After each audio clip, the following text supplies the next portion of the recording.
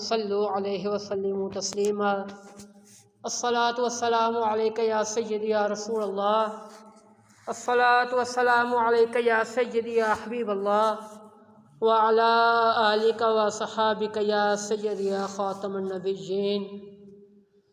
सामने जी वकार हज़रात मोहतरम, मैंने जो आपके सामने कुरान करीम फुरकान हमीद की एक आया मुबारक तिलावत करने का शर्फ हासिल किया। अल्लाह तबारक व तआला ने इरशाद फरमाया रदियल्लाहु अन्हुम व रदू अन्हु, कि अल्लाह तबारक व तआला उनसे राज़ी हो गया और वो अल्लाह तबारक व तआला से राज़ी हो गए। ये महीना चल रहा है हज़रत अबू बकर सिद्दीक़ रदियल्लाहु तआला अन्हु आपके हवाला से। तो सामने ज़िक्र अहले सुन्नत का और पूरी उम्मत का इस बात पर इजमा है कि अम्बिया के बाद बादस अम्बिया अव्वलुल खलक बाद रसूल जो हैं वो सैयदना अबू बकर सिद्दीक़ रदियल्लाहु तआला अन्हु हैं। देखें, हज़रत अबू बकर सिद्दीक़ रदियल्लाहु तआला अन्हु वो सहाबी हैं कि जिनके बारे में मेरे नबी ने इरशाद फरमाया कि ए अबू बकर, मैंने सब का कर्जा उतार दिया है। जिसने जो जो मुझ पर एहसान किया, मेरे साथ भलाई की, मैंने सब का कर्ज उतार दिया है, सब का बदला दे दिया है, सिवाय अबू बकर तेरा मैं ना बदला दे सका। ये नहीं कि हुजूर दे सकते नहीं थे, एक शान उनको देनी थी कि तेरा बदला मैंने नहीं दिया, तेरा बदला तुझे खुदा ही देगा, तेरा बदला तुझे खुदा ही देगा। और खुदा ने फिर कैसा बदला अनायत फरमाना है कि जब जन्नती जन्नत में अल्लाह तबारक व तआला का दीदार कर लेंगे, दीदार करके वापस जा रहे होंगे, उस वक़्त अल्लाह तबारक व तआला हज़रत अबू बकर सिद्दीक़ को दोबारा बुलाएगा। तन्हा अबू बकर आ जाओ। हज़रत अबू बकर सिद्दीक़ रदियल्लाहु तआला अन्हु आप जब तशरीफ़ लाएंगे तो अल्लाह तबारक व तआला फरमाएगा, ले अब मुझे अपनी मर्ज़ी से देखता रहे जितनी देर देखनी है। देखें क्या शान है, क्या अफजलियत है अबू बकर सिद्दीक़ की कि गार में अकेले वो और साथ में मोहम्मद मुस्तफ़ा, वहाँ पर यार का दीदार गार में अकेले किया और वहाँ पर खुदा का दीदार अकेले किया। सामने वकार मेरे सामने बुखारी शरीफ की किताब पड़ी हुई है, इसमें लिखा हुआ है कि जनाबे वाला जब हुज़ूर अलैहिस्सलाम बीमार थे, यानी उस बीमारी में थे कि जिसमें हुज़ूर अलैहिस्सलाम का विसाल हो गया, तो हज़रत अब्दुल्लाह इब्न अब्बास रदियल्लाहु तआला अन्हु आप फरमाते हैं क़ाल ख़रज रसूलुल्लाह सल्लल्लाहु अलैहि वसल्लम फ़ी मरदिही हिल्लज़ी माता फ़ीही, कि हुज़ूर अलैहिस्सलाम उस मर्ज़ में हमारे पास तशरीफ़ लेकर आए जिस मर्ज़ में हुज़ूर अलैहिस्सलाम का विसाल हो गया। यानी ये कह लें कि हंगामी खुतबा था ये। आसिमा रअसहु बिखिरक़तिन, हुज़ूर अलैहिस्सलाम का सर मुबारक पर लाल कलर का सुर्ख कलर रंग का कपड़ा बांधा हुआ था। आगे फरमाते फ़क़अदा अलल मिंबरी फ़हमिदल्लाहु व अस्ना अलैहि, कि हुज़ूर अलैहिस्सलाम ने मिंबर पर तशरीफ़ फरमा हुए फ़हमिदल्लाह, तो उन्होंने अल्लाह तबारक व तआला की हम्द बयान की। सुम्मा काला, फिर आगे फरमाते हैं कि अगर मैं दुनिया में किसी को अपना दोस्त बनाता, अपना खलील बनाता, तो मैं अबू बकर को बनाता। इससे पहले हुज़ूर सल्लल्लाहु अलैहि काला इन्नहु लैसा मिनन नासी अहदुन, के लोगों में से कोई भी ऐसा नहीं है जिसके माल ने मुझे नफ़ा दिया हो। किसके बराबर? अमन्ना अलैया फ़ी नफ्सी ही, जितना मुझ पर एहसान, जितना मुझ पर भलाई की है अपनी जान से भी ज़्यादा किसने? अबू बकर सिद्दीक़ रदियल्लाहु तआला अन्हु। जितनी भलाई मेरे साथ अबू बकर ने की है, उसके माल ने जो मुझे फ़ायदा दिया है, हुज़ूर अलैहिस्सलाम फरमाते हैं मुझे किसी के माल ने भी फ़ायदा नहीं दिया। और आगे फिर हुज़ूर अलैहिस्सलाम इरशाद फरमाते हैं वलौ कुन्तु मुत्तखिज़न मिनन नासी खलीला लत्तखज़तु अबा बकरिन खलीला, कि अगर मैं किसी को दुनिया में अपना खलील बनाता, अगर मैं دنیا میں کسی کو اپنا خلیل بناتا تو حضور علیہ الصلوۃ والسلام فرماتے ہیں میں ابو بکر کو اپنا خلیل بناتا، لیکن حضور علیہ الصلوۃ والسلام نے شعر فرمایا وَلَٰكِنَّ خِلَّةَ الْإِسْلَامِ أَفْضَلُ، کہ جو بھی یہ ٹھیک ہے کہ اگر میں کسی کو خلیل بناتا تو ابو بکر کو بناتا، لیکن جو اسلام کی خلت ہے، اسلام کی دوستی ہے، اسلامی بھائی چارہ ہے، وہ اس سے بھی زیادہ فضیلت والا ہے۔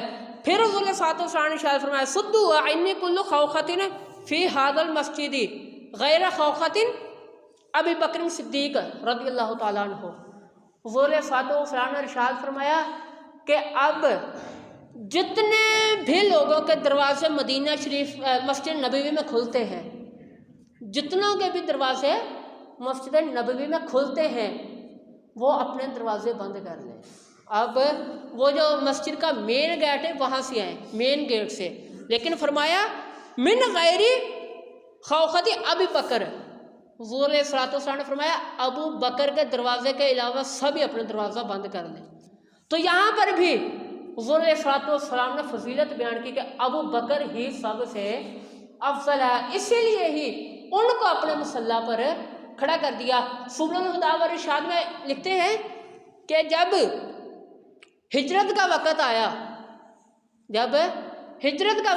تو حضرت جبرائیل علیہ السلام حضور علیہ السلام کے پاس تشریف لائے۔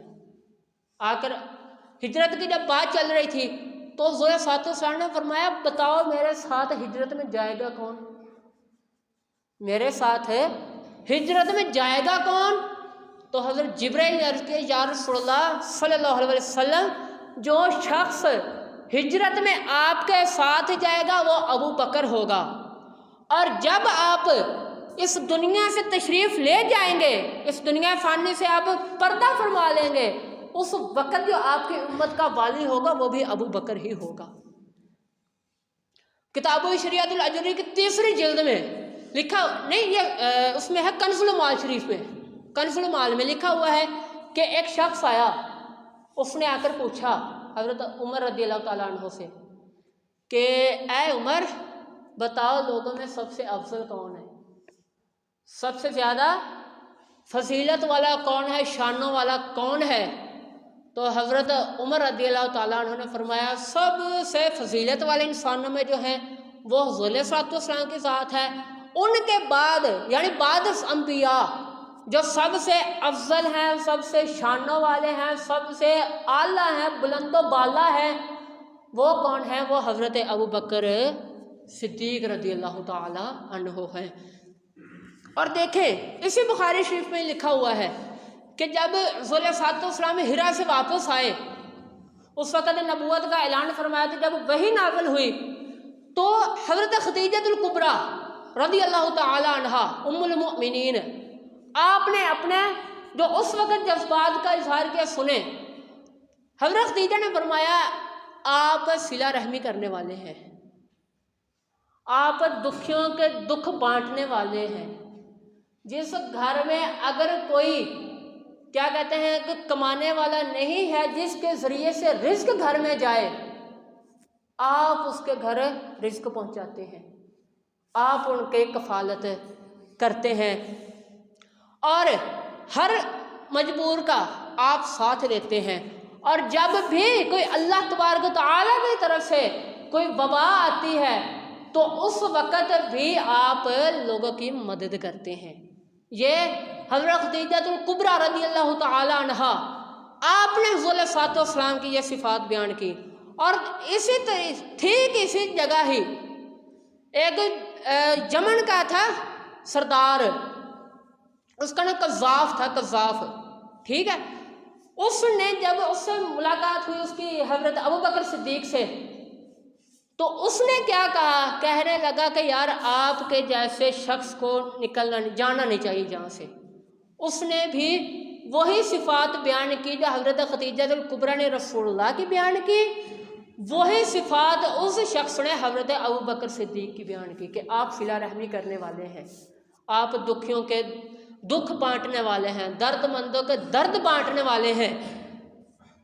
یہ جو صورت آئی ہے واللیل اذا یغشی والنہار اذا تجلی، یہ جو صورت آئی ہے اس کا شان نزول کیا ہے کہ جب حضرت ابو بکر صدیق رضی اللہ تعالی عنہ آپ حضرت بلال رضی اللہ تعالی عنہ کو خرید کر لائے اور آزاد کر دیا، تو اس وقت جو منافق تھے نا، منافق وہ کہنے لگے یہ ریاکار ہے، یہ ریاکاری کر رہا ہے، دکھاوا کر رہا ہے۔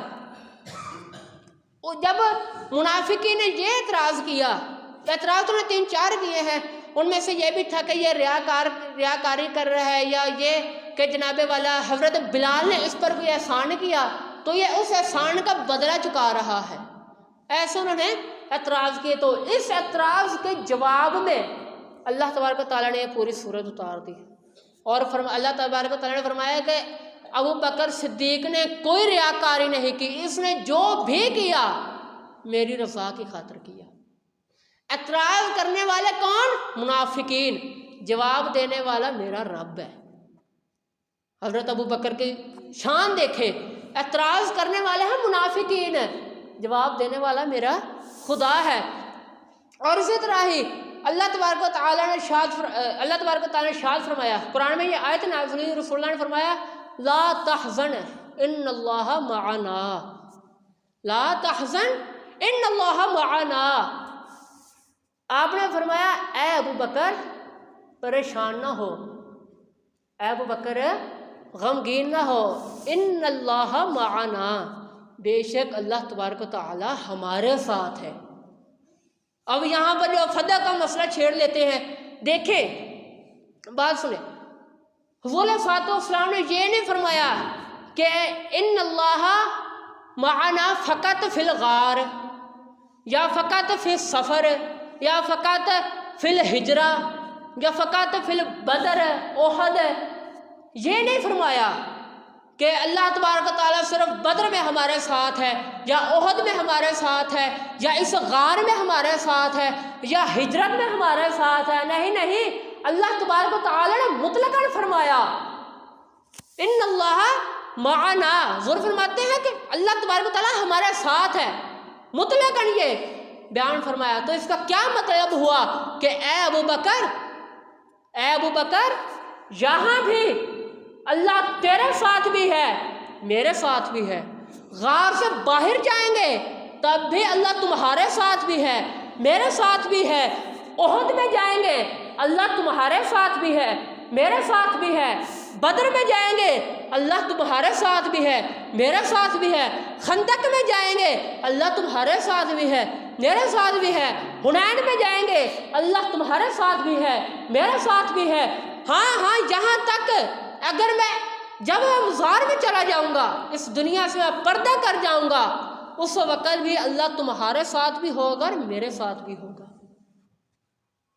یار دیکھیں، اگر کسی شخص کی تائید میں یا آپ کر دیں کہ مثال کے طور پر کوئی فیصلہ کسی جج نے کیا ہے تو ہم یہ کہتے ہیں یار اس کا فیصلہ غلط نہیں ہو سکتا، کیوں؟ اس کے ساتھ اللہ تبارک و تعالیٰ کی تائید ہے، اللہ تبارک و تعالیٰ کی مدد اس کے ساتھ ہے۔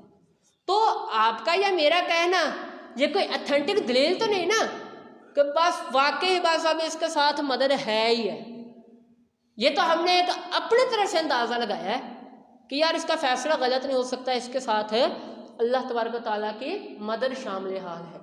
لیکن جب بھی اللہ تبارک و تعالیٰ کسی پر رحمت نازل فرماتا ہے نا، کچھ لوگ ہوتے ہیں جن پر گناہوں کی وجہ سے اللہ تبارک و تعالیٰ برکتوں کے دروازے کھول دیتا ہے،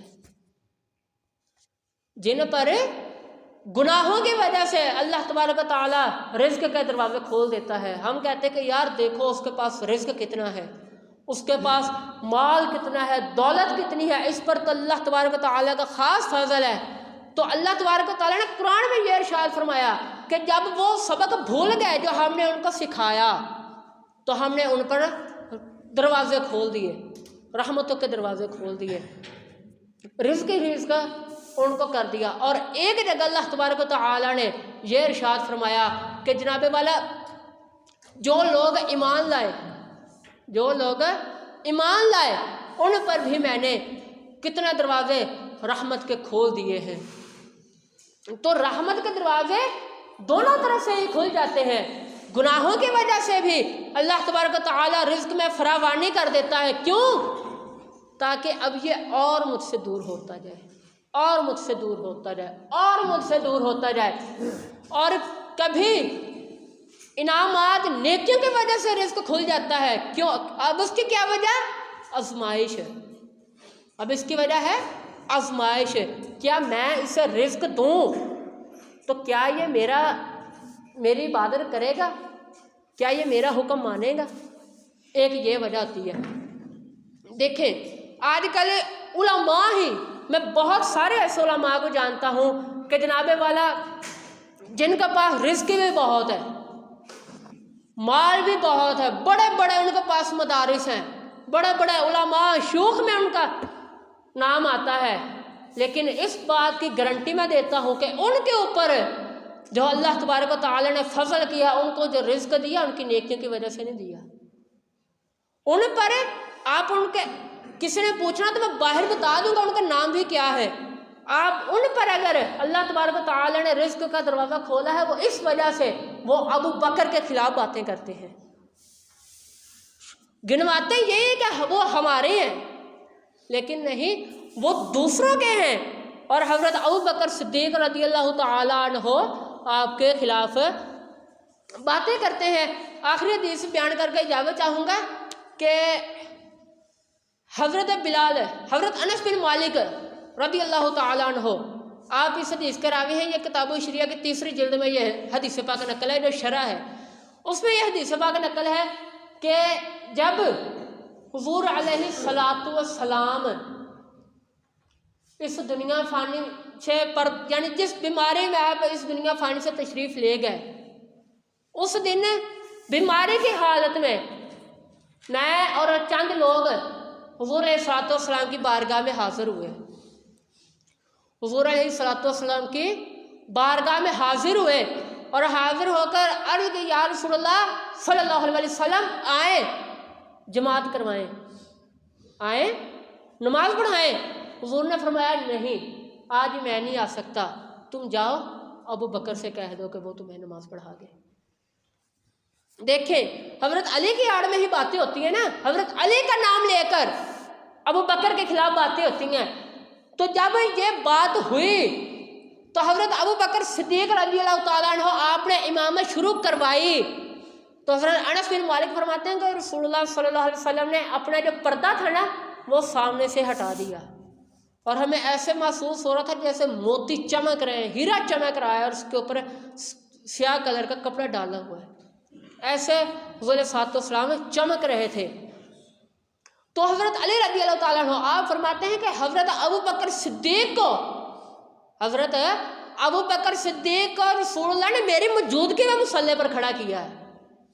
میں بیمار بھی نہیں تھا، میں غیر حاضر بھی نہیں تھا. حضور علیہ الصلاۃ والسلام میری شانوں سے بھی واقف تھے کہ میرے کیا مناقب ہیں، رسول اللہ نے مجھے کیا شانیں عطا فرمائی ہیں، اللہ تبارک و تعالی نے مجھے کیا شانیں عطا فرمائی ہیں. مولا علی شیر خدا فرماتے ہیں کہ رسول اللہ کو یہ پتہ تھا، لیکن پھر بھی میری موجودگی میں انہوں نے ابو بکر کو آگے کر دیا، ابو بکر کو مجھ سے فضیلت دی ہے. تو یار امت میں سب سے افضل جو ہے وہ حضرت ابو بکر صدیق رضی اللہ تعالیٰ عنہ ہے. یہ عقیدہ قطعی ہے، یہ نہیں کہ ظنی ہے کہ گمان میں یار ابو بکر پہلے، ابو بکر پہلے، نہیں. قرآن سے بھی یہی ثابت ہے کہ حضرت ابو بکر صدیق رضی اللہ تعالیٰ عنہ پوری امت میں سے افضل ہیں. حدیث سے بھی یہی ثابت ہے کہ حضرت ابو بکر صدیق پوری امت میں افضل ہیں بعد از انبیاء.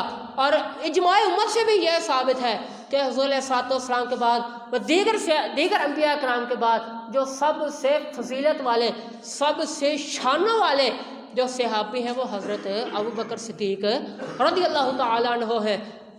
دیکھیں یار ان کی شان اور کیا ہو سکتی ہے، ان کی شان اور میں کیا بیان کروں.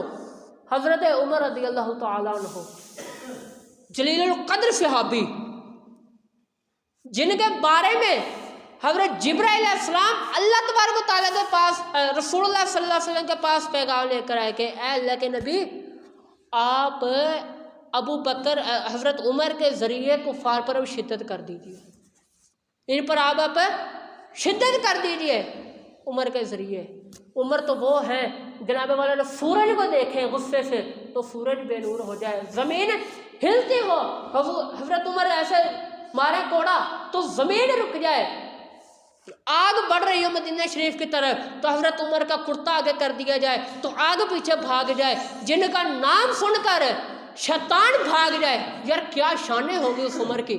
وہ عمر کیا فرماتے ہیں، عرض کرتے ہیں اے ابو بکر، ہاتھ جوڑ کر عرض کرتے ہیں اے ابو بکر آپ میری ساری نیکیاں لے لیں، یعنی وہ میری ساری نیکیاں لے لیں جن نیکیوں کی وجہ سے مجھے یہ مقام ملا، اپنی صرف 2 نیکیاں مجھے دیں، 2 نیکیاں۔ کون سی؟ ایک رات والی نیکی دے دیں اور ایک دن والی نیکی دے دیں۔ رات والی نیکی کیا؟ غار میں ناموسری 2.5 پہرا دیا، اور دن والی نیکی ختم نبوت پر پہرا دیا۔